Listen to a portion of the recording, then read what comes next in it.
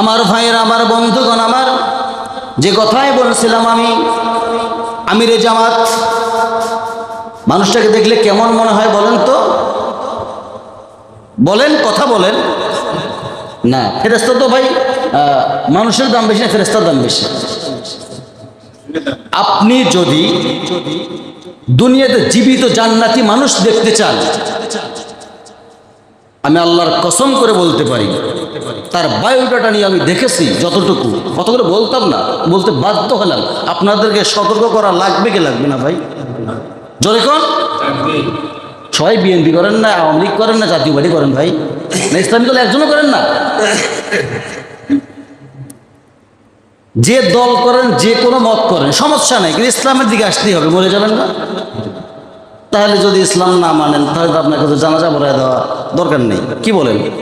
জানাজার কোনো প্রয়োজন নাই। আচ্ছা, রাগ করতেছেন? কোরআনের কথা বলে রাগ করলেও কিচ্ছু নাই, না করলেও কিচ্ছু নাই আমার। আচ্ছা, যদি আপনি জীবন্ত জান্নাতি একজন মানুষ দেখতে চান, আমিরে জামাতের দিকে দেখবেন। তার মাঝে আমি কোনো খুদ এখন পর্যন্ত পাইনি, আমি পাইনি ভাই। আপনারা যদি পেয়ে থাকেন আমাকে বলেন, হুজুর এই সমস্যাটা পেয়েছি। ওই যে বলছিল পুজো মণ্ডপে গিয়ে গীতা পাঠ করছে। এআই চেনেন? এআই চেনেন না? এআই দিয়ে একটার সাথে আর একটা লাগায়, অন্তত তুমি তো ভালো জানো এটা, আলামিনে তো বোঝো। 8 সেকেন্ডের ভিডিও 15 সেকেন্ড করে, 15 সেকেন্ডের ভিডিও 1 মিনিট করে, ঠিক কিনা? করে দেয়, পাঠ করো, উনি দাঁড়িয়ে আছেন আন্দাজ, হট হুট হুট হাট হুট হাট। 8 সেকেন্ডের ভিডিওর বেশি তো হয় না এটা। তো যাই হোক, ওটা আমি পাইনি, শুনেছি। তার মাঝেও আপনাদেরকে আমি বললাম, প্রিয় ভাইরা আমার। তাহলে বর্তমান সমাজে মিথ্যাচার চলতেছে বেশি না সত্য কথা চলতেছে বেশি বলেন তো? মিথ্যা দিয়ে সমাজ সয়লাভ হয়ে যাচ্ছে। তাহলে এই যে একটা ভালো মানুষের বিরুদ্ধে আপনি কথা বললেন, একটা ভালো মানুষের বিরুদ্ধে আপনি কথা বললেন, মানে গোটা বিশ্বের যতগুলো ভালো মানুষ আছে সবগুলো ভালো মানুষের বিরুদ্ধে আপনি কথা বললেন, মানে আপনি মুনাফিকের বাচ্চা, মুনাফিক, ঠিক কিনা? আল্লাহ কি বলছেন? ওয়ালা তুসাল্লি আলা আহাদিম মিনহুম মাতা আবাদাও ওয়ালা তাকুম আলা কবরি। জোরে বলুন আল্লাহু আকবার। আর আগামীতে তাদের মধ্য থেকে যদি কেউ মারা যায়, তুমি তার জানাজা ও নামাজও কখনো পড়বে না, তার কবরের পাশেও তুমি কখনো দাঁড়াবে না। কথাটা বললার না আল্লাহর? জোরে কোন? আরো জোরে।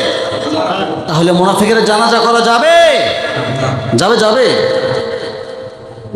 আমিরে জামাতের বিরুদ্ধে বললো উনি গীতা পাঠ করছে, অথচ গীতা পাঠ করে নাই।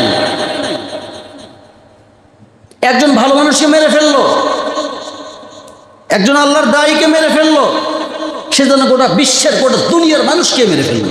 নাউজুবিল্লাহ। আপনারা কি চাইছেন? কোরআনের নূরকে নিভিয়ে দিতে অসম্ভব কথা। কোরআনের নূর কখনো নিভাইতে পারবেন না। আছে না ভাই? একটা দল বের হয় নাই কোরআনের নূরকে নিভিয়ে দেওয়ার জন্য, তারা পায়ে তার করতেছ। একটা দল তো ছিলই, তারা একদম দাবিয়ে দিয়েছিল, কিন্তু এদের মতো নয়। কি নয়? এদের মতো ছিল না তারা। মসজিদের মধ্যে কোরআনের তালবে ইলম হচ্ছে, দার্স হচ্ছে, দার্সে কোরআন, দার্সে হাদিস চলতেছে। বিপ্লব ভাই মনে বলতে পারবে বিষয়টা।